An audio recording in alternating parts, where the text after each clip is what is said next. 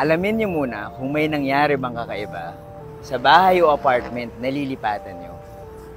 Dahil baka mamaya, hindi kayo makatulog sa gitna ng gabi at mabulabog kayo. Story time! Naghahanap ako ngayon ng bahay na lilipatan at ang daming nagsasabi sa akin ng mga dapat at hindi dapat gawin. Madami ring nagkikwento ng mga kung ano-anong storya. Merong kwento yung kaibigan ko sa bahay na nilipatan nila dati. Okay naman, malaki, mataas yung pader at may maliit na hardin. Matagal nang bakante yung bahay na yon. Hindi na sila nagtanong dahil mura yung renta at maganda yung location. Okay naman nung mga unang linggo. Yun nga lang, laging nabubulabog yung tulog nila sa gitna ng gabi dahil laging merong kumakatok. Inisip nila na baka ingay lang yun mula sa labas. Pero paulit-ulit.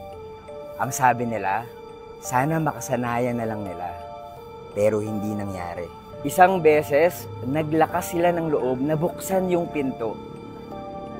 Dahan-dahan nilang binuksan. Nakita nila ang isang pusang itim. Nakapasok sa bahay nila dahil nakalimutan nilang isara yung bintana. Pero meron pala talagang kwento yung bahay na yun. Merong isang dalagang pinatay habang nag-aaral sa loob ng sala. Ang kwento, nilooban daw yung bahay at nahuli ng babae yung mga magnanakaw. Sinaksak yung babae at tumakas yung mga magnanakaw. Nakagapang yung babae papunta sa kwarto ng kanyang mga magulang at pilit na kinakatok yung pinto. Walang bumukas ng pinto. Yun pala, pati ang mga magulang ay nasaksak na ng mga magnanakaw at nauna nang napatay. Ilang taon na rin ang nakalipas, pero hanggang ngayon, kumakatok pa rin ang dalaga. Kaya ayun, habang naghahanap ako ngayon ng tamang bahay o apartment para sa akin, lagi na akong nagtatanong.